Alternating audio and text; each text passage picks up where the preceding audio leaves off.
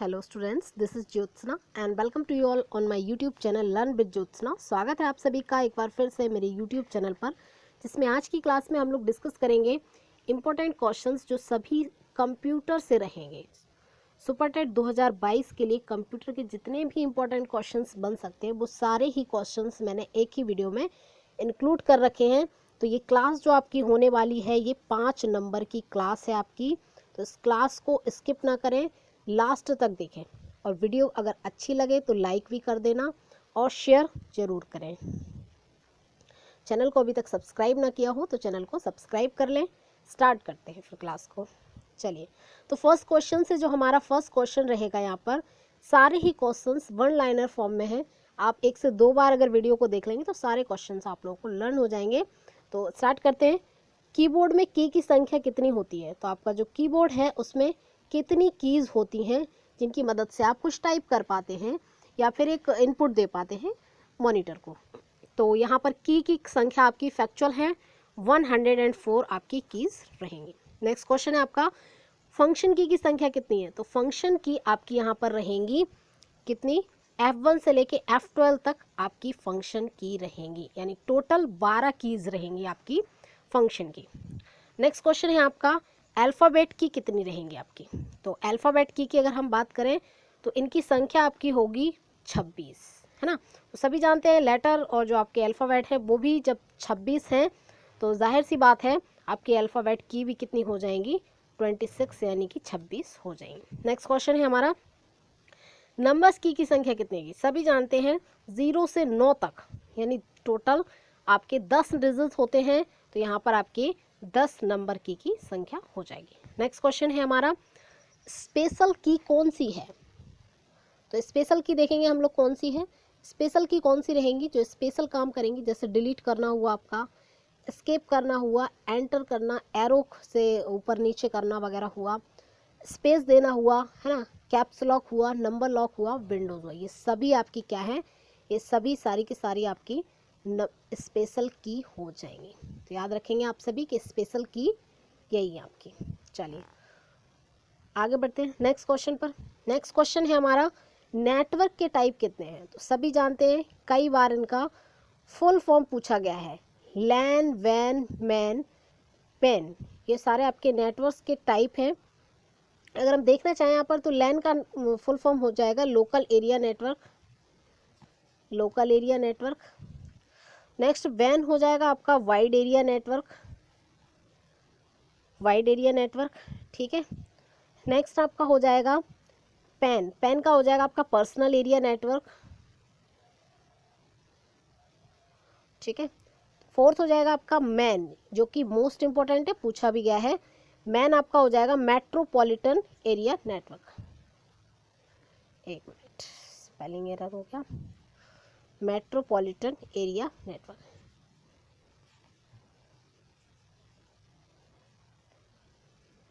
Metropolitan area network.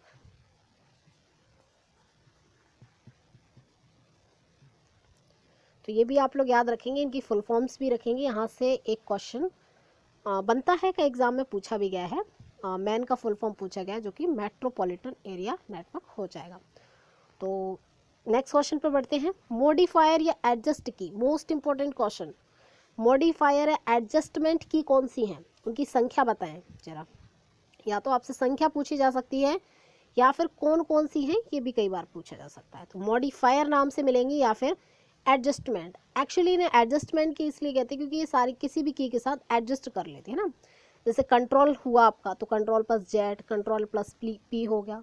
Shift हुआ आपका तो ये भी एडजस्ट कर लेती है। ऑल्ट हुआ, तो यहाँ पर 3 संख्या है आपकी मॉडिफायर या फिर एडजस्टमेंट की कौन कौन सी? कंट्रोल, शिफ्ट और ऑल्ट। तो ये आप याद रखेंगे, इंपॉर्टेंट क्वेश्चन रहेगा ये एग्जाम के पॉइंट ऑफ व्यू से।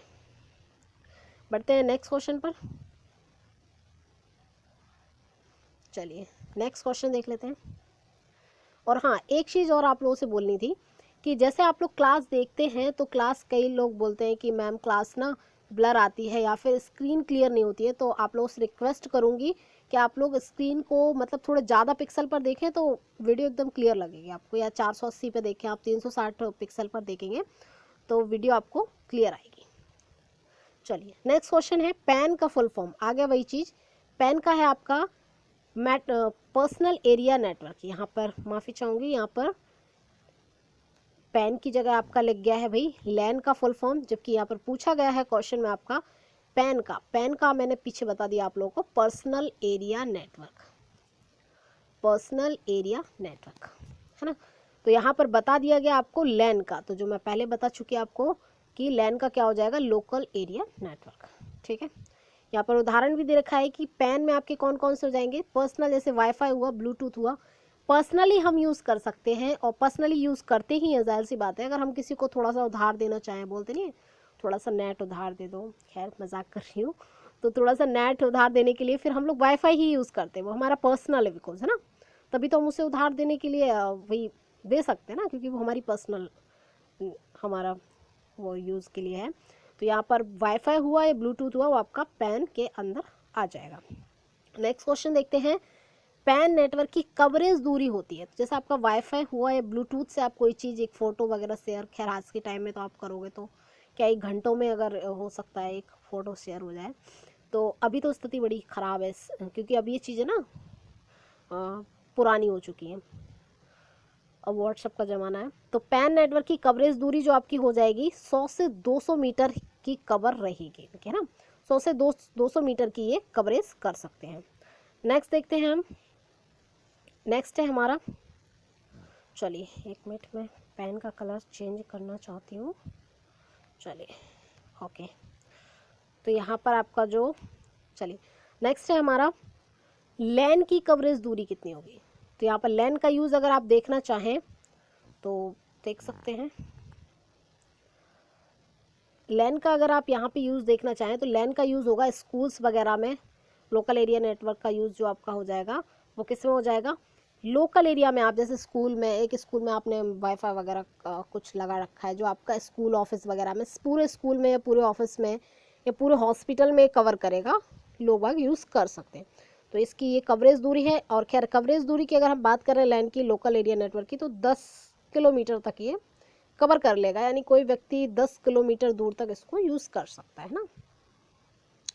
तो ये आप लोग याद रखेंगे, मैन की 10 किलोमीटर से ऊपर हो जाएगी, ये मैन लिखा है, मैन यानी जो मैंने पीछे बताया है मेट्रोपॉलिटन एरिया नेटवर्क, इसकी कवरेज दूरी हो जाएगी आपकी 10 के ऊपर। तो ये याद रखेंगे, जो आपका पैन है उसकी आपकी हुई कितनी, पैन की हो जाएगी आपकी 100 से 200 किलोमीटर, फिर से लिख देती हूँ मैं, पैन की हो जाएगी आपकी 100 से 200, है ना, 100 से 200 किलोमीटर। इसके बाद आपकी लैन की जो दूरी हो जाएगी वो कितनी हो जाएगी, 10 किलोमीटर तक। और अगर आप मैन की बात करें यहाँ पर तो वो आपकी 10 किलोमीटर के अबव, यानी 10 किलोमीटर के ऊपर की दूरी हो जाएगी। तो ये भी आप याद रख सकते हैं। चलिए फुल फॉर्म्स देख लेते हैं, जो एक मोस्ट इंपॉर्टेंट पार्ट है कंप्यूटर का। फुल फॉर्म्स बहुत ज़्यादा पूछी जाती हैं, जो कि मैं यहाँ पर जो पूछी गई है, पैन की पर्सनल एरिया नेटवर्क, लैन की लोकल एरिया नेटवर्क, मैन की मेट्रोपॉलिटन एरिया नेटवर्क, वैन की वाइड एरिया नेटवर्क हुआ आपका, ठीक है। इसके साथ साथ आपका इंटरनेट का क्या हुआ, इंटरनेशनल नेटवर्क, ये इंपॉर्टेंट रहेगा। इंटरनेट की फुल फॉर्म क्या रहेगी, इंटरनेशनल नेटवर्क हो जाएगा, तो ये भी आप सभी याद रखेंगे।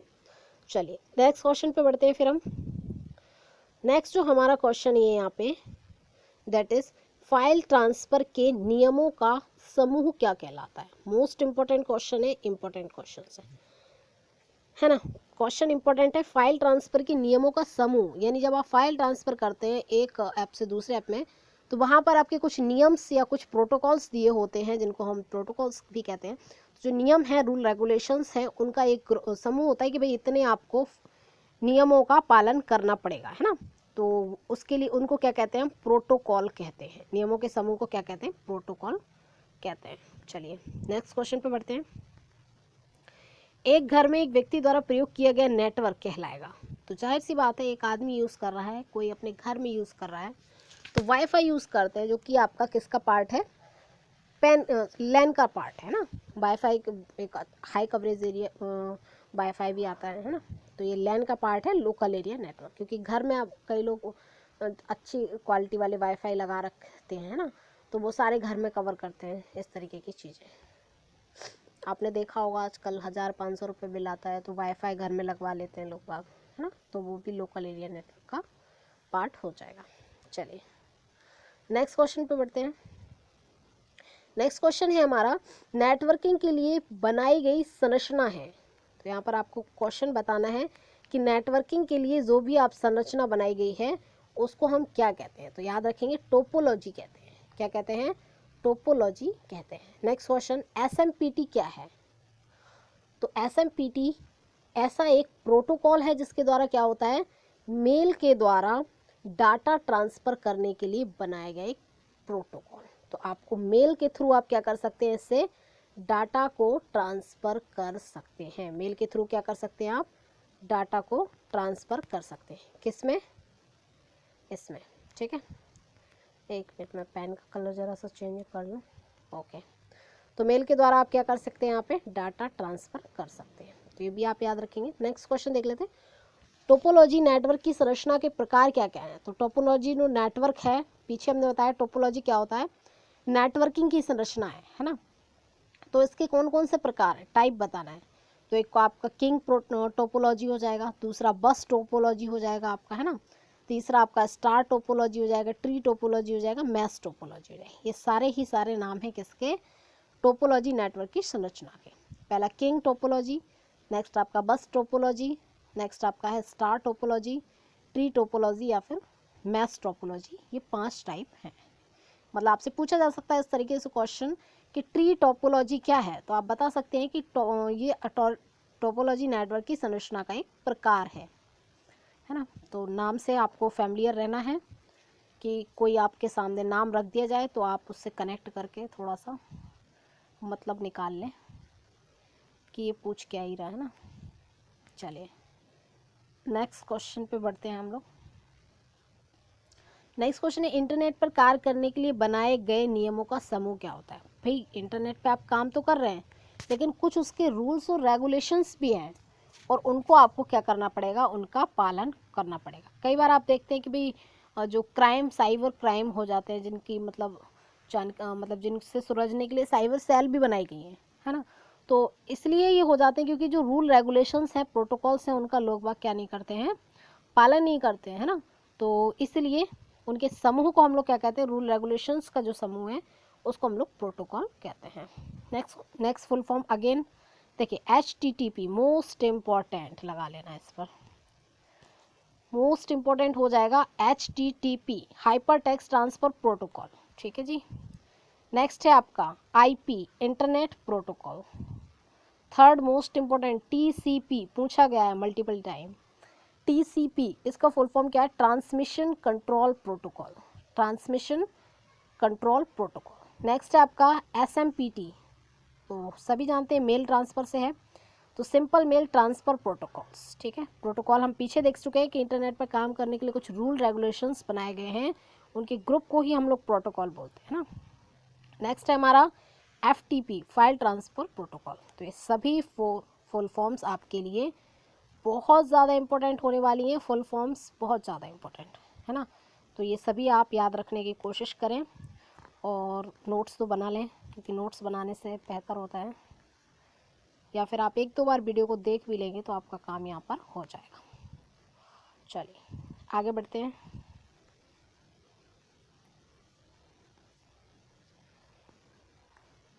देखिए नेक्स्ट क्वेश्चन है हमारा यहाँ पर कि मल्टीमीडिया की संख्या है, तो आपको यहाँ पे बताना है मल्टीमीडिया की संख्या।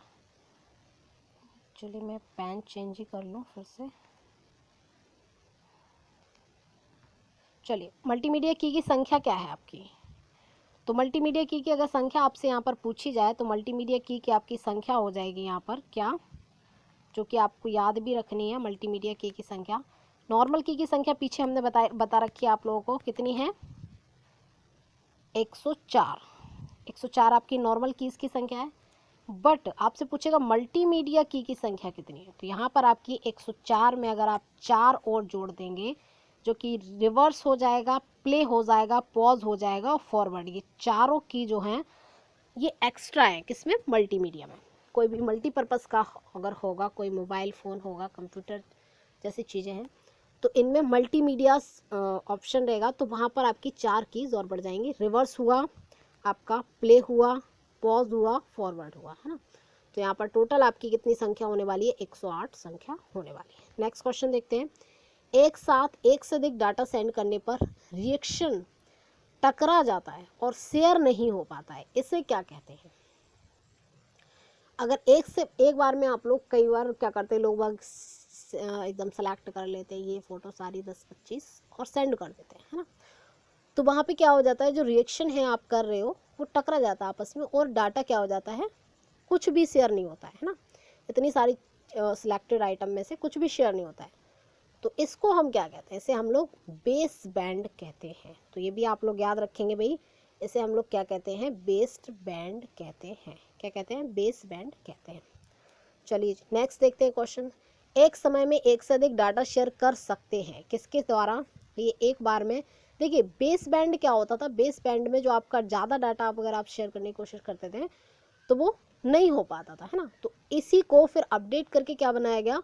ब्रॉडबैंड बनाया गया। और ब्रॉडबैंड में क्या फैसिलिटी आपको मिल पाई कि भाई आप एक बार में बहुत सारा डाटा को शेयर कर पाएंगे। तो यहाँ पर वही प्रश्न आपसे भी पूछा गया है कि एक समय में एक से अधिक डाटा शेयर कर सकते हैं आप, किसके थ्रू? तो भाई ब्रॉडबैंड के थ्रू। तो ये भी आप याद रखेंगे। बढ़ते हैं नेक्स्ट क्वेश्चन पर आगे की तरफ।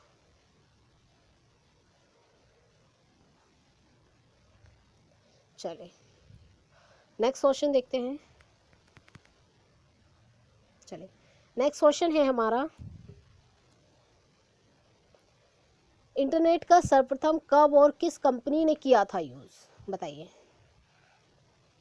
तो यहाँ पर थोड़ा सा मिस हो चुका है। इंटरनेट का सर्वप्रथम कब और किस कंपनी ने किया था, क्या मतलब यूज़, इंटरनेट का प्रयोग। यहाँ पर आप ऐड कर लीजिएगा कि इंटरनेट का प्रयोग सबसे पहले किस कंपनी ने और कब किया था।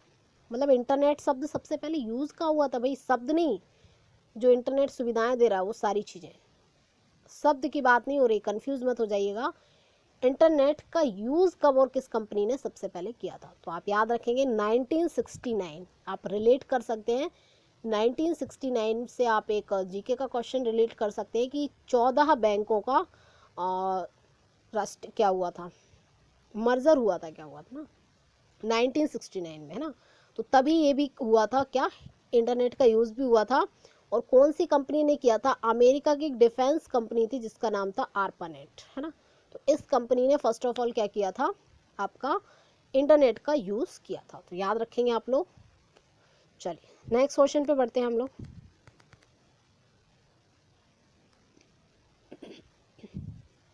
नेक्स्ट क्वेश्चन है, WWW के जनक कौन है? तो जनक यानी फादर कौन है, सबको पता है, बहुत पुराना टाइप का क्वेश्चन हो गया। टिम बर्नर्स-ली, सभी जानते हैं, 1990 में ये विकसित किया गया था, है ना। चलिए नेक्स्ट क्वेश्चन देखते हैं। WWW का फुल फॉर्म बताएं, तो सभी को पता है, वर्ल्ड वाइड वेब, है ना। तो ये भी ठीक है। नेक्स्ट क्वेश्चन इंपॉर्टेंट रहेगा जो आपको देखना है, भारत में पहली बार इंटरनेट का यूज़ कब हुआ था? तो पीछे तो बात हुई, इस वाले क्वेश्चन में तो आपकी बात हुई भाई कि इंटरनेट का यूज़ ही कब हुआ था ओवरऑल पूरे वर्ल्ड में। तो अमेरिका की डिफेंस कंपनी ARPANET ने 1969 में किया था, बट यहाँ पर इंडिया के रेफरेंस में पूछा जा रहा, तो इंडिया में आपका 1995 में इंटरनेट का यूज़ हुआ था। अब आप पूछेंगे भाई किसने किया था, तो आंसर हो जाएगा आपका BSNL के द्वारा यूज़ किया गया था। तो ये भी आप याद रख सकते हैं। नेक्स्ट क्वेश्चन हुआ आपका, मेल के लिए प्रयोग किया जाने वाला प्रोटोकॉल है। तो सभी को पीछे मैंने बता भी रखा है कि SMPT जो सिंपल मेल ट्रांसफ़र प्रोटोकॉल है, ये मेल के लिए ही बनाया गया है। सिंपल मेल ट्रांसफ़र प्रोटोकॉल किसके लिए बनाया गया है? मेल के लिए बनाया गया। तो याद रखेंगे आप सभी लोग कि मेल के लिए प्रयोग किया जाने वाला प्रोटोकॉल कौन सा है? SMPT, simple mail transfer protocol. Next question देखते हैं, नेटवर्किंग में प्रयोग किए जाने वाला मुख्य कंप्यूटर कहलाता है। भाई जाहिर सी बात है, एक मेन कंप्यूटर होगा जो सभी को क्या देगा, सर्वर देगा, मतलब डाटा को सप्लाई करवाएगा, है ना। तो एक मेन कंप्यूटर से सारे कंप्यूटर्स क्या होंगे, जुड़े होंगे, तो जो एक मेन कंप्यूटर रहेगा दैट इज़ कॉल्ड सर्वर। कहते नहीं कई बार फॉर्म फिलिंग वगैरह करते हैं, कोई गवर्नमेंट साइट पे जाते हैं तो बोलते हैं सर्वर नहीं आ रहा है, बिकॉज वो मेन कंप्यूटर नहीं आ रहा जो सारे कंप्यूटर को डाटा प्रोवाइड करवा रहा है ना। तो यहाँ पे याद रखेंगे सभी लोग, सर्वर हो जाएगा आपका आंसर। तो मेन कंप्यूटर क्या होगा, सर्वर हो जाएगा। नेक्स्ट, टीसीपी का फुल फॉर्म पीछे देख चुके हैं हम लोग, ट्रांसमिशन कंट्रोल प्रोटोकॉल। HTTP देख चुके हैं, हाइपर टेक्स्ट ट्रांसफ़र प्रोटोकॉल। ये जो आपका हाइपर टेक्स्ट ट्रांसफ़र प्रोटोकॉल है दैट इज़ मोस्ट इम्पॉर्टेंट, पूछा गया है मल्टीपल टाइम, तो ये भी आप लोग याद रखने की कोशिश करेंगे। और हाँ, वीडियो को शेयर ज़रूर करें, लाइक करें, बिकॉज आप लाइक करते हैं तो मेरा भी प्रोत्साहन बढ़ता है और मुझे लगता है कि मुझे अब दूसरी वीडियो बनानी चाहिए।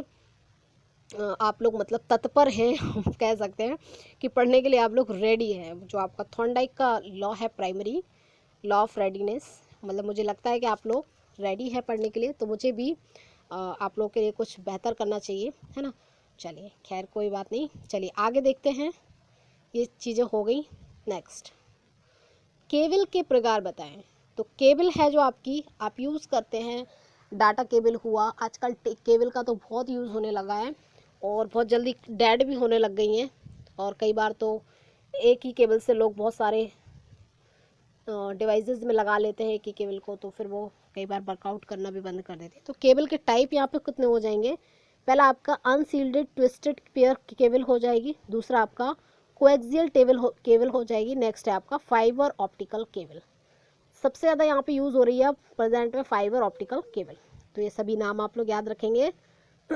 पूछा जा सकता है आपसे फाइबर ऑप्टिकल केबल क्या है, तो आप बताएंगे आंसर। केबल के प्रकार है, थोड़ा सा ब्लर है आई नो, बट थोड़ा सा मैनेज कर लीजिए, है ना। तो केबल के प्रकार क्या हैं, फाइबर ऑप्टिकल केबल हुआ, अनशील्डेड ट्विस्टेड पेयर केबल हुआ, नेक्स्ट आपका कोएक्सियल केबल हुआ। 3 टाइप्स की आपकी केबल हो जाएगी। Next, full form again MBPS, important रहेगा MBPS। MBPS का आपका फुल फॉर्म हो जाएगा मेगाबाइट पर सेकेंड, है ना, मेगाबाइट पर सेकेंड, ये भी आप लोग याद रखेंगे, मेगाबाइट पर सेकेंड, है ना। नेक्स्ट देखते हैं कोएक्सियल केबल की क्षमता कितनी होती है, तो 10/2 हो जाएगी। फाइबर ऑप्टिकल केबल की क्षमता अधिकतम 1.9 या 100/fx हो जाएगी, तो ये आपको याद रखना है। भले ही आप कोएक्सियल की ना याद रखें, लेकिन फाइबर ऑप्टिकल की ज़रूर याद रख लीजिएगा। इसकी आपकी हो जाएगी अधिकतम 1.9 किलोमीटर, या फिर आप बोल सकते हो 100/fx, सॉरी 100/fx, तो ये भी आपको याद रखना है। नेक्स्ट क्वेश्चन देखते हैं। चलिए, एक ऐसा कंप्यूटर जिसके माध्यम से अन्य कंप्यूटर को डाटा प्रदान किया जाता है, अगेन वही चीज़ आपसे घुमा के पूछ ली गई है, उसको तो हम लोग कह देंगे भाई सर्वर, जो मेन आपको सारी चीज़ें प्रोवाइड करवा रहा है। सर्वर ही बंद हो जाएगा तो सारे कंप्यूटर तो फिर ऐसे ही बस लोग बाग बार बार फॉर्म भरते रहेंगे और फिर वहाँ से एक्सेप्ट करने वाला ख़त्म हो जाएगा जब सर्वर, तो फिर बस कुछ होगा नहीं, है ना। सारी चीज़ें हैं।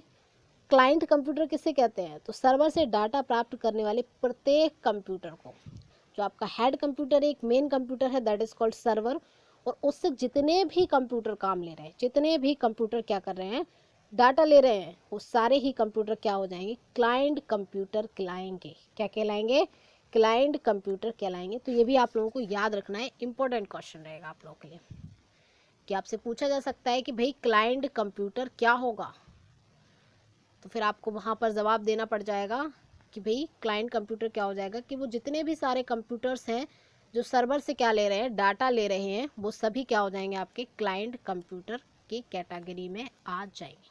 ठीक है, चलिए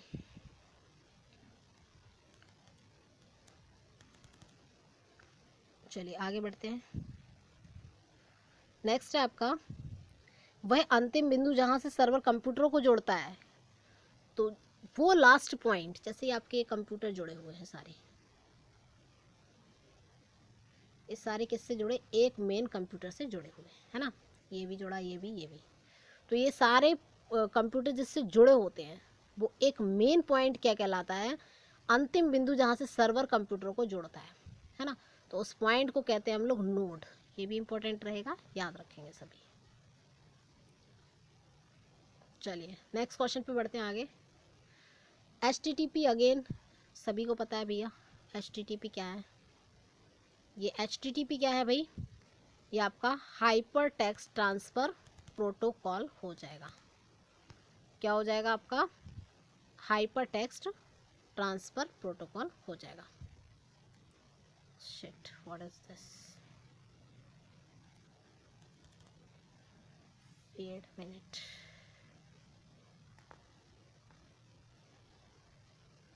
देखिए ये क्या, व्हाट्स रॉन्ग विद दिस,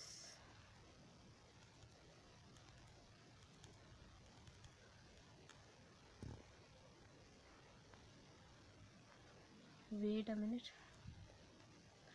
देखिए नेक्स्ट क्वेश्चन हमारा हो जाएगा, हाँ, नेटवर्किंग के दौरान जोड़ा गया कंप्यूटर क्लाइंट कंप्यूटर सभी को पता है। HTTP का प्रयोग कहाँ पर होता है, तो इंटरनेट से जुड़ी फाइल्स में होता है, तो सभी जानते हैं। नेटवर्किंग के दौरान जोड़ा गया कंप्यूटर क्या कहलाता है, तो बिल्कुल जाहिर सी बात है, जो मेन कंप्यूटर से जुड़ा रहेगा नेटवर्किंग के दौरान उसे हम लोग क्लाइंट कंप्यूटर कहेंगे, दूसरी भाषा में पूछा गया है ना। Web browser, one of the most important question जो पूछा भी गया है teaching exam specially in Supertech. तो वेब ब्राउज़र क्या है, तो ये एक सॉफ्टवेयर है, तो ये आप याद रखेंगे, web browser is a software. Next question, web browser के एग्जाम्पल, 2-4 एग्जाम्पल आपको दे देंगे, पूछेंगे आपसे कि भाई बताओ ये क्या है, कौन सा इनमें से सर्च इंजन है, ये क्वेश्चन आपका पूछा गया है। तो इसमें चीज़ें आ जाएंगी, गूगल क्रोम हुआ, बच्चे कह देते हैं कि सर या मैम ये क्या है आपका, गूगल क्रोम एक सर्च इंजन है। नहीं, ये एक सर्च इंजन नहीं है, ये आपका एक वेब ब्राउज़र है। ये आप याद रखेंगे, याद क्या रखेंगे, अपने दिमाग में फिट कर लेंगे कि गूगल क्रोम क्या है, आपका एक सर्च इंजन नहीं बल्कि वेब ब्राउज़र है। मोजिला हुआ आपका, फायरफॉक्स हुआ, इंटरनेट एक्सप्लोरर हुआ। इंटरनेट एक्सप्लोरर भी आपका क्या हुआ, वेब ब्राउज़र होता है, ठीक है, तो याद रखेंगे। सर्च इंजन कौन से हैं, सर्च इंजन क्या है, तो एक वेबसाइट है ना। तो सर्च इंजन क्या होते हैं, एक वेबसाइट होते हैं जिन पर आप क्लिक करते हैं तो बहुत सारी चीज़ें आपके सामने उस वेबसाइट से रिलेटेड, उस जिस पर्पस के लिए वो बनाई गई है, सारी चीज़ें खुल के आपके सामने आ जाती हैं। और गूगल क्रोम क्या है, ये मैंने ये ऐड भी कर रखा है स्पेशली वन लाइनर फॉर्म में, कि गूगल क्रोम एक वेब ब्राउज़र है। सर्च इंजन के एग्जांपल देख लीजिए, गूगल, याहू, बिंग, है ना। तो गूगल क्रोम की जब बात हो that is web browser, and only Google की जब बात हो that is search engine. I hope ये क्लियर हो गया होगा।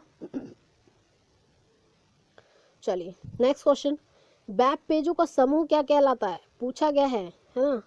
मैंने इंपॉर्टेंट भी आप लोगों के लिए लिख रखा है इस पर कि वेब पेजों का समूह क्या कहलाता है। तो वेब पेजों का जो समूह होगा उसको हम लोग वेबसाइट कहते हैं, है ना। वेब पेजों के समूह को क्या कहते हैं, वेबसाइट कहते हैं। नेक्स्ट क्वेश्चन है, वेबसाइट खोलने पर दिखाई देने वाला फर्स्ट पेज, ये तो पूछा ही गया है। वेबसाइट खोलने पर सब लोग देखते हैं, अगर आप कोई भी वेबसाइट खोलते हैं तो पहला पेज आपको क्या लिखेगा, होम बताएगा, होम पेज, है ना। तो होम पेज हो जाएगा, सभी को पता भी होगा, और नहीं अगर पता है तो इसको याद रख लेंगे क्योंकि ये पूछा गया है। चलिए आगे बढ़ते हैं, फुल फॉर्म्स आ गए आपके लिए।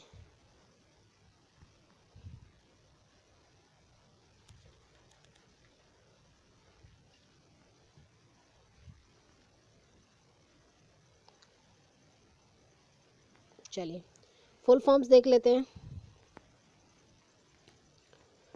व्हाट्स रॉन्ग विद दिस यार,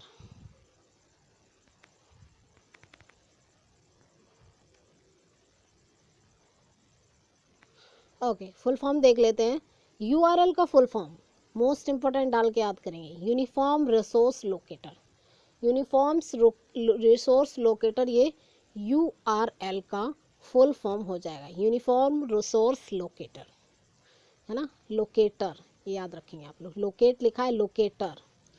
किसी वेबसाइट, नेक्स्ट क्वेश्चन पे आते हैं, किसी वेबसाइट के एड्रेस को बताने के लिए प्रयोग किया जाने वाला शब्दों या अक्षरों का समूह। तो आपसे पूछा जाएगा किसी वेबसाइट का हमें अगर क्या बताना है, एड्रेस बताना है या फिर क्या बताना है, एड्रेस हमें अगर बताना है तो हम जो शब्द और अक्षर यूज़ करते हैं दैट इज़ कॉल्ड यूआरएल, उसे ही हम लोग क्या कहते हैं, यूआरएल, यानी यूनिफॉर्म रिसोर्स लोकेटर। तो ये याद रखेंगे आप सभी। किसी वेबसाइट के अंत में प्रयोग किया जाने वाला शब्दों का समूह। नेक्स्ट क्वेश्चन, प्रत्येक वेबसाइट के अंत में प्रयोग किए जाने वाला। आप लोग सब जानते हैं कई बार कॉम लगा रहता है, सरकारी रिजल्ट .com, है ना, क्या वगैरह वगैरह बहुत सारी चीज़ें होती हैं। और ORG लगा होता है, ये एक तरीके का क्या होता है, एक्सटेंशन होता है। एक्चुअली में जो ये लास्ट में लगा रहता है वेबसाइट के, ये आपको बताता है कि ये क्या है, कि ये जो वेबसाइट है वो किस पर्पज़ के लिए बनाई गई है ना। अगर COM लगा है तो वो कॉमर्शियल पर्पज़ के लिए बनाई गई है। ORG लगा है अगर, तो ये वो किसी संस्था के लिए बनाई गई है, ऑर्गेनाइजेशन के लिए बनाई गई है ना। तो ये सारी चीज़ें, इनको हम लोग क्या कहते हैं, डोमेन नेम कहते हैं। तो ये भी आप याद रखेंगे, इन सभी चीज़ों को हम लोग क्या कहते हैं, डोमेन नेम कहते हैं। तो ये भी आप लोगों को याद रखना है, डोमेन नेम कहते हैं, है ना। तो ये एक्सटेंशन जिसको हम लोग कह सकते हैं कई बार, है ना, और कंप्यूटर में तो इसे डोमेन नेम कहते ही हैं। डोमेन नेम क्या बताता है कि भाई किस पर्पस से ये वेबसाइट बनाई गई है ना, क्या उद्देश्य है इसका, कॉमर्शियल कोई व्यवसायिक उद्देश्य है, कोई उस संस्था के लिए बनाई गई है ना। तो ये सारी चीज़ें आपको क्लियर हो जाएंगी कि किस उद्देश्य से ये वेबसाइट बनाई गई है ना। चलिए आगे बढ़ते हैं।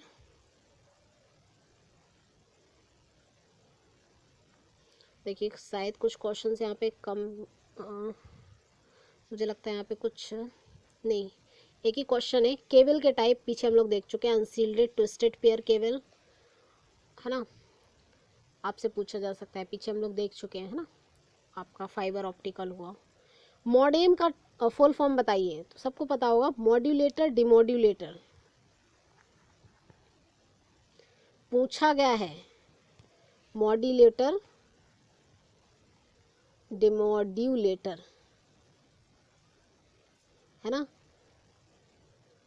तो ये भी आप याद रखेंगे, मॉडेम का फुल फॉर्म क्या है, मॉड्यूलेटर, डिमॉड्यूलेटर, ठीक है। चलिए आगे बढ़ते हैं नेक्स्ट क्वेश्चन पे। किसी भी वेब पेज पर दिखाई देने वाला एक खास लिंक जिसके माध्यम से हम उस पेज पर डायरेक्ट पहुंच जाते हैं, है ना। आपने देखा होगा कई बार बोलते हैं कि मैम क्लास की लिंक शेयर कर दीजिए, या मैम आप लोग, या फिर टीचर्स लोग भी शेयर कर देते हैं कोई भी पेज पर, अगर आप किसी चीज़ को देखना चाहते हैं यूट्यूब पे, है ना, तो उसकी हम लोग एक लिंक शेयर कर देते हैं। तो उस लिंक को हम लोग क्या, उस पर जैसे ही आप लोग क्लिक करते हैं डायरेक्ट उसी पेज पर पहुंच जाते हैं, और डायरेक्ट उसी डाटा पर पहुंच जाते हैं जो आप देखना चाहते हैं उस लिंक के माध्यम से ना। तो इसको हम लोग कहेंगे हाइपर लिंक। ये भी आप लोग याद रखेंगे, अच्छा क्वेश्चन है। नेक्स्ट क्वेश्चन देखते हैं, ई कॉमर्स का मतलब क्या है। तो ई का मतलब सभी जानते हैं, इलेक्ट्रॉनिक, तो आप बता देंगे इलेक्ट्रॉनिक कॉमर्स। फिर से आपसे रिपीटेड क्वेश्चन, नेटवर्क का अंतिम बिंदु कहलाता है। तो नोड हम पीछे देख चुके हैं, जिसके माध्यम से सारे कंप्यूटर्स तक डाटा पहुंच पाता है ना, नेटवर्क पहुंच पाता है। तो वो लास्ट बिंदु है आपका नोड। नेक्स्ट क्वेश्चन, किसी वेबसाइट को रिफ्रेश करने की शॉर्टकट की है। भाई वेबसाइट अगर आपकी क्या कर रही है, ज़्यादा दिक्कत कर रही है, स्लो चल रही है, तो कई बार हम लोग करते हैं रिफ़्रेश कर लो तो फास्ट चलने लगेगी, है ना। रिफ़्रेश कर लो, तो हम लोग इसके लिए आप रिफ़्रेश ढूंढते हैं ऑप्शन। इससे बेहतर है कि आप एक फंक्शन की F5 को प्रेस कर दें और आपका जो वेबसाइट है वो रिफ़्रेश हो जाएगा। तो ये F5 याद रखना है। नेक्स्ट क्वेश्चन, कंप्यूटर की यूनिक पहचान कहलाती है। देखिए कोई व्यक्ति, आप साइबर क्राइम अगर कहीं से कर रहा है, कोई व्यक्ति कहीं पे यूज़ कर रहा है कोई कंप्यूटर को, और वहाँ से उसने कोई ऐसी क्रिमिनल चीज़ कर दी है, क्रिमिनल कोई एक्टिविटी कर दी है, तो हम लोग कैसे पता कर पाएंगे कि भाई ये कौन सा व्यक्ति है और कौन सा ऐसी व्यक्ति है जो ऐसी गतिविधियों को अंजाम दे रहा है। तो उस स्थिति में फिर हम क्या करते हैं, उसकी कंप्यूटर आईडी पता करते हैं, तो जिसको हम लोग क्या कहते हैं, आईपी एड्रेस, है ना। तो साइबर सेल वाले फिर इस आईपी एड्रेस को ढूंढते हैं कि ये व्यक्ति कहाँ का है और कहाँ पर ये यूज़ कर रहा है अपने कंप्यूटर को, और कहाँ से ये इन सारी गतिविधियों को अंजाम दे रहा है ना। तो ये आपकी क्या हो जाएगी, आईडी जो है आपकी आईपी एड्रेस कहलाएगी। आगे बढ़ते हैं। और सेशन अच्छा लग रहा है तो लाइक ज़रूर कर दें, आप लोगों से रिक्वेस्ट है, शेयर ज़रूर कर दें, सब्सक्राइब भी कर लें चैनल को अगर नहीं किया है, क्योंकि हम आगे वीडियो तभी बनाने के लिए मोटिवेटेड होते हैं जब हमें लगता है कि स्टूडेंट्स चाहते हैं कि मैम आप पढ़ाएं, तभी हम आगे की वीडियो बनाना मतलब बनाते हैं, और कोशिश भी करते हैं कि आप लोगों के लिए कुछ बेहतर किया जाए, है ना। याहू क्या है। सबको पता है, पीछे हम देख चुके हैं, एक सर्च इंजन है, याहू हुआ, बिंग हुआ आपका, और ओनली गूगल, ये तीनों ही आपके सर्च इंजन है। HTTP एक प्रोटोकॉल है, hyper text transfer protocol, P लगा है, प्रोटोकॉल इसका मतलब ही हुआ। हाइपरलिंक का शॉर्टकट क्या है, Ctrl+K कर देंगे आप तो क्या हो जाएगी आपकी हाइपरलिंक हो जाएगा, है ना। चलिए, हाइपरलिंक पीछे हम देख चुके हैं, किसी वेबसाइट में पहुंचने के लिए हम एक लिंक देते हैं, that is called hyperlink. Email में प्रयोग किया जाने वाला प्रोटोकॉल है, पीछे देख चुके हैं हम, SMPT simple mail transfer protocol, जिसको हम पीछे भी देख चुके हैं। चलिए भाई आगे बढ़ते हैं। वेबसाइट का एड्रेस कहलाता है, इसको पहुंचा देते हैं हम लोग यहाँ, और पेन का कलर कर लेते हैं ब्लैक। ओके, तो वेबसाइट का एड्रेस क्या है, तो वेबसाइट का एड्रेस क्या होता है, URL यूनिफॉर्म रिसोर्स लोकेटर, पीछे हम देख चुके हैं, है ना। तो ये भी हो गया। नेक्स्ट क्वेश्चन है, वेबसाइट का प्रथम पेज, पीछे हम देख चुके हैं भाई, होम पेज। नेक्स्ट है, इंटरनेट के जन्मदाता कौन है, मोस्ट इम्पोर्टेंट, बहुत ही अच्छा क्वेश्चन। ब्रिटेन सर्फ नाम के जो व्यक्ति हैं उन्हें हम फादर ऑफ इंटरनेट कहते हैं, है ना। .org क्या है, पीछे हमने देखा है, सारे डोमेन नेम हैं जो वेबसाइट के उद्देश्य को बताते हैं कि भाई किस पर्पस से ये आपने वेबसाइट जो है बना रखी है ना। नेक्स्ट क्वेश्चन है, CC का प्रयोग कहाँ पर होता है, तो ईमेल में हो जाता है। पहला वेब ब्राउज़र क्या है ना, तो पहला वेब ब्राउज़र है मोज़ेक, ठीक है, तो ये भी आप लोग याद रखेंगे। चलिए नेक्स्ट आगे बढ़ते हैं। सारे ही क्वेश्चंस वन लाइनर फॉर्म में मैंने अरेंज कर रखे हैं, और कमेंट सेक्शन में आप लोग ज़रूर बताएं कि ये जो मैंने अरेंजमेंट वन लाइनर फॉर्म में कर रखा है वो आप लोगों को कैसा लग रहा है। अगर ये अच्छा है तो फिर मैं इसी तरीके से क्वेश्चंस को ऑर्गेनाइज करूँगी।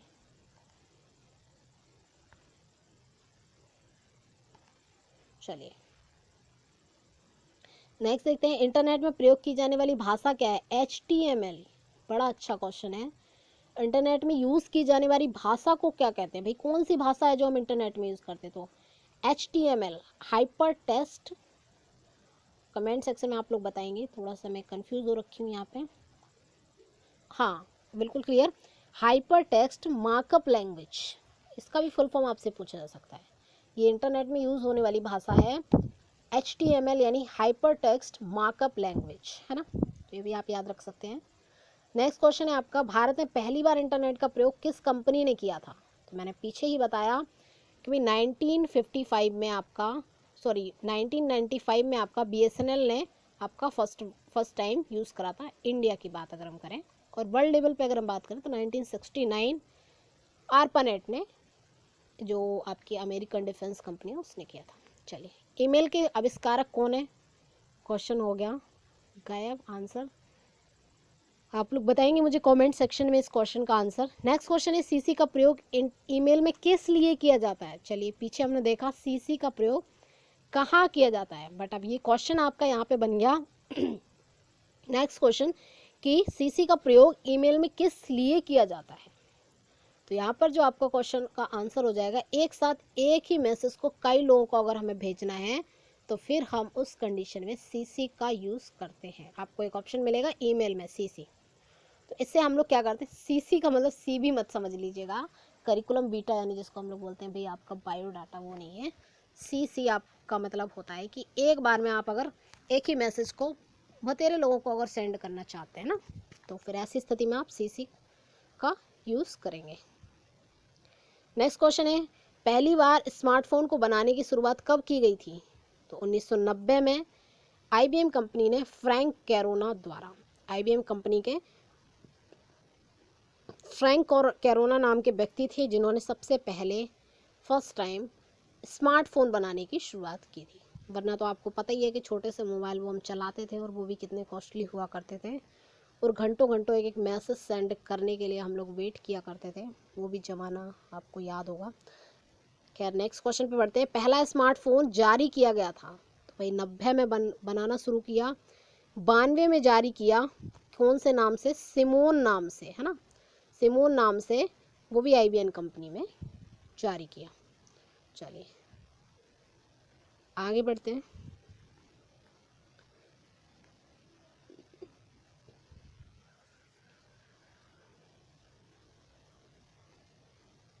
चलिए नेक्स्ट क्वेश्चन पे बढ़ते हैं। पहले स्मार्टफोन का प्रयोग किया गया था, तो बना था 90 में और पीछे हमने देखा 92 में कुछ मतलब लॉन्च करा, और लोगों ने यूज़ करा 1994 में। तो ये भी आप याद रखेंगे, स्मार्टफोन का सफ़र है ये। एनटीटी नामक जापानी ने 1999 में कौन सा स्मार्टफोन लॉन्च किया था? तो डोकोमो किया था, बहुत हम लोगों ने चलाया डोकोमो नाम का एक मोबाइल। सिम भी पहले डोकोमो चल गई थी। तो ये एक जापानी कंपनी थी एनटीटी, जिसने डोकोमो बना के हम लोगों को दिया था। चलिए, पहली बार आईफोन लॉन्च किया गया था, तो एप्पल कंपनी ने, सब लोग जानते हैं, जो एक चाइनीज़ कंपनी है, इसने हमें फर्स्ट ऑफ ऑल यानी पहली बार हम इंडियंस को आईफोन से फैमिलियर करवाया था और यूज़ करने के लिए भी प्रोवाइड करवाया था। चलिए, नोकिया ने अपनी कंपनी द्वारा स्मार्टफोन का उत्पादन शुरू किया। तो नोकिया कंपनी ने अपने स्मार्टफोन 2010 में चालू किए बनाना, है ना, ये भी आपको पता होना चाहिए। एंड्रॉयड क्या है? तो ये एक ऑपरेटिंग सिस्टम है, ये भी इम्पोर्टेंट रहेगा। एंड्रॉयड क्या है? एक ऑपरेटिंग सिस्टम है, ऑपरेटिंग सिस्टम है, ये भी आप लोगों को याद रखना है कि एंड्रॉयड एक ऑपरेटिंग सिस्टम है। चलिए नेक्स्ट आगे बढ़ते हैं।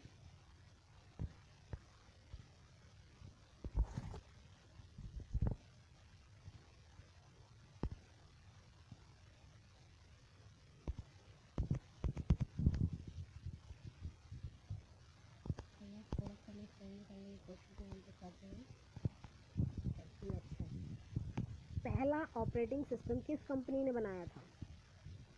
तो पहला ऑपरेटिंग सिस्टम जिसको हमने पीछे देखा कि भाई क्या था, इसमें हमने एक क्वेश्चन देखा क्या था, एंड्रॉयड ऑपरेटिंग सिस्टम, है ना। तो यहाँ पर आप लोगों को बताना है कि पहला ऑपरेटिंग सिस्टम किस कंपनी ने बनाया था। तो सभी को पता भी होगा क्या कि गूगल ने बनाया था पहला ऑपरेटिंग सिस्टम। पहला ऑपरेटिंग सिस्टम किसने बनाया था?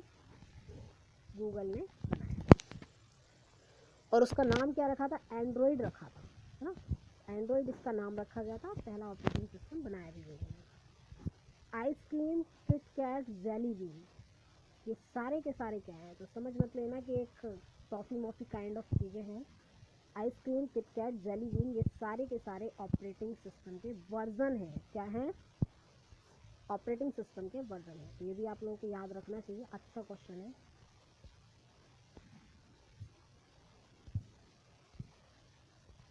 चलिए खैर आगे बढ़ते हैं, ये आपके लिए इम्पोर्टेंट रहेगा, लिख भी रखा है इसमें मैं इम्पोर्टेंट। पहला एंड्रॉयड सिस्टम पर आधारित स्मार्टफोन है, कौन सा है पहला स्मार्टफोन जो एंड्रॉयड सिस्टम पर आधारित था? ये भी पूछा जा सकता है। जनरेशन 1 का स्मार्टफोन था, तो HTC ड्रीम नाम का एक मोबाइल फ़ोन था और सिस्टम पर आधारित स्मार्टफोन था, जो किस पर था? एंड्रॉयड सिस्टम जो गूगल ने बना रखा था, आपका एक ऑपरेटिंग सिस्टम, उस पर आधारित बना था ये आपका मोबाइल HTC ड्रीम। मतलब जनरेशन 1 का ही होगा, जाहिर सी बात है, जब पहली बार यूज़ हुआ तो जनरेशन 1 का ही होगा। नेक्स्ट क्वेश्चन, कंपनी व उनके ऑपरेटिंग सिस्टम। तो अगर हम यहाँ पर बात करें, सैमसंग ने कौन सा बनाया था? बाडा ऑपरेटिंग सिस्टम। ब्लैकबेरी ने कौन सा operating system? Blackberry operating system. Apple ने कौन सा ऑपरेटिंग सिस्टम बनाया? iOS या फिर मैक OS। नोकिया ने मीज़ो ऑपरेटिंग सिस्टम बनाया था। ये OS का मतलब होता है ऑपरेटिंग सिस्टम, मैंने शॉर्ट में लिख रखा है। नोकिया ने सिम्बियन ऑपरेटिंग सिस्टम बनाया था। तो ये भी आप एक बार पढ़ लें। ऐसे आपसे पूछा जा सकता है कि नोकिया कंपनी का ऑपरेटिंग सिस्टम कौन सा था, या फिर एप्पल कंपनी द्वारा बनाया गया ऑपरेटिंग सिस्टम कौन सा था? तो iOS या फिर मैक ऑपरेटिंग सिस्टम आंसर आपका हो जाएगा। चलिए नेक्स्ट भी बढ़ते हैं आगे क्वेश्चंस। देखिए वीडियो थोड़ी लंबी हो सकती है क्योंकि मैंने सारे क्वेश्चंस जहाँ तक बन सकते हैं, और अगर कुछ क्वेश्चन बनते हैं तो एक मैं छोटा सा सेशन या फिर एक छोटी सी क्लास और लूँगी, जिसमें मैं मतलब कंप्लीट आपका यहाँ से 5 नंबर कवरेज हो जाएगा। इसके अतिरिक्त तो कुछ बचने का नहीं, ये सोच लीजिए आप, है ना। सारे ही क्वेश्चंस आपके यहाँ पे कंप्लीट होने वाले हैं। तो ज़रूरी नहीं कि आप दूसरी क्लास मतलब दूसरा कुछ पढ़ें कंप्यूटर के लिए। यहाँ पर 80% 90% चीज़ें आपकी कवर होने वाली हैं। अगर 10% कुछ लगता है मुझे तो मैं एक वीडियो और बना दूँगी, इसमें सारी चीज़ें एकदम क्लियर होने वाली हैं। कार्य करने के तरीके के आधार पर कंप्यूटर के टाइप। चलिए, अगर आपसे इतना भी इजी क्वेश्चन पूछा जाएगा, कंप्यूटर को कितने आधारों पर बांटा गया है, तो कार्य करने के तरीकों के आधार पर, और दूसरा और आपका किसके आधार पर, दूसरा कार्य क्षमता के आधार पर, है ना। तो कार्य करने के तरीके के आधार पर आपका एनालॉग, डिजिटल हाइब्रिड और एनालॉग, डिजिटल हाइब्रिड और एनालॉग, ये 3 टाइप से बांटा गया है काम करने की क्षमता के आधार पर, काम करने के तरीके के आधार पर। ईमेल सेवाओं के लिए प्रयोग किया जाने वाला प्रोटोकॉल फिर से आ गया SMPT, simple mail transfer protocol. Next question, 2 wheeler bike में स्पीड तथा गाड़ी कितनी चली आदि कौन सा कंप्यूटर बताता है, जो बाइक में लगा होता है। तो बाइक में आपने देखा होगा कि स्पीड बताते हैं, जो हम लोग एक्टिवा वगैरह चलाते हैं तो उसमें एक कांटे टाइप के लगे रहते हैं, घड़ी की तरह, जो बताता है कितनी गाड़ी चल चुकी है वगैरह वगैरह सारी चीज़ें। तो ये कंप्यूटर उसमें फिट होता है, कोई इंसान तो उसमें बैठा नहीं जो आपको चीज़ें काउंट करके बता रहा है। तो उसमें भी एक कंप्यूटर होता है जिसका नाम है हाइब्रिड कंप्यूटर। तो ये आपका 2 व्हीलर वाहनों में लगा होता है। नेक्स्ट क्वेश्चन देखते हैं, वेब पेज को डिज़ाइन करने के लिए भाषा का प्रयोग किया जाता है। बिल्कुल सही है, इंटरनेट में तो सारी चीज़ों में HTML hyper text markup language का ही यूज होगा। नेक्स्ट क्वेश्चन पे बढ़ते हैं। नेक्स्ट क्वेश्चन है हमारा, बोलो ऐप जो गूगल ने लॉन्च किया एक टीचिंग ऐप है, इसका काम क्या है। तो बोलो ऐप जो है आपका गूगल द्वारा लॉन्च किया गया है, इसका काम है कि जो बच्चों को अंग्रेजी नहीं लिखना आ रहा है तो उनकी बात हिंदी में सुन के उनको अंग्रेजी में बता दो, है ना। यानी कि एक किसका इंटरप्रिटेटर कह लीजिए आप, या फिर अनुवाद करने वाला एक ऐप है जो आपको हिंदी टू इंग्लिश या इंग्लिश टू हिंदी ये सारी सुविधाएं दे पाएगा, अनुवाद कर देगा आपकी बात को ना, दूसरी भाषा में कन्वर्ट कर देगा। नेक्स्ट क्वेश्चन, किस नेटवर्क का प्रयोग देशों के मध्य होता है। भाई 2 देशों के मध्य अगर हमें नेटवर्क लेके आना है तो वहाँ पर देखो पेन से काम नहीं चलेगा, लेंस से काम नहीं चलेगा, वहाँ पर आपको फिर metropolitan area, wide area network use करने पड़ेंगे। कौन से, वाइड एरिया नेटवर्क। तो ये भी आप लोग याद रखेंगे। आगे बढ़ते हैं नेक्स्ट क्वेश्चंस पर। मुझे लगता है क्लास थोड़ी लंबी हो रही है, बट थोड़े से ही क्वेश्चंस हमारे पास अब और बचे हैं। चलिए, कंप्यूटर को पहली बार स्टार्ट करने की प्रक्रिया क्या कहलाती है। भाई थोड़ी देर तक चलती है, तो थोड़ा सा हम लोग कई बार पूछा गया है कि कंप्यूटर को जब हम शुरू करते हैं तो एक गोला गोला गोला गोला इस तरीके का आपके सामने बना बना ऐसे ऐसे होता रहता है, दैट इज़ कॉल्ड बूटिंग। और बूटिंग में भी आपसे पूछा जाए कौन सी बूटिंग, तो दैट इज़ कोल्ड बूटिंग। और एक हॉट बूटिंग होती है जब आप कंप्यूटर को एक बार चालू करने के बाद दोबारा स्टार्ट करते हो, फिर अगेन ये इस तरीके का एक सर्कल चलता रहता है, तो उसको हम लोग हॉट बूटिंग कहते हैं, है ना, वार्म बूटिंग कहते हैं ना। तो 2 टाइप की होगी, कोल्ड बूटिंग और वार्म बूटिंग। तो ये भी आप लोगों को याद रखना है अभी, कोल्ड बूटिंग और वार्म बूटिंग दोनों ही क्वेश्चन इंपॉर्टेंट रहेंगे। रीस्टार्ट करोगे तब अगर इस तरीके का अगर गोला घूमता है तो वो आपका वार्म बूटिंग हो जाएगा। और फर्स्ट बार अगर आप चालू करते हो, कंप्यूटर को ऑन करते हो, तो वहाँ पर अगर आपकी वो प्रोसेसिंग चलेगी, उसको हम बूटिंग कहते हैं, वो वाली बूटिंग आपकी कोल्ड बूटिंग होगी। नेक्स्ट, जिप का मतलब क्या है, तो एक कंप्रेस्ड फाइल होगी, ऐसी फाइल जो कई बार हम लोग देखते हैं, कोई भी आप फाइल्स वगैरह हैं, अगर आपसे बोला है सबमिट करने के लिए तो बोलते नहीं JPG में कन्वर्ट करके शेयर करो, मतलब फाइल का साइज छोटा करो। कई बार तो बता देते फोटो वगैरह हुआ, इतना इतना साइज़ की मुझे चाहिए, तो वही चीज़ है, कंप्रेस्ड फाइल को हम लोग ZIP यानी जिप कह देते हैं। चलिए नेक्स्ट क्वेश्चंस आगे, ये आप लोग पढ़ सकते हैं भाई। कुछ कंपनीज़ हैं, उनके मुख्यालय हैं, हेडक्वार्टर्स कहाँ पे हैं, जैसे नोकिया हुआ आपका, है ना, तो 1865 में ये आई थी यहाँ पर, फिनलैंड में इसका मुख्यालय है।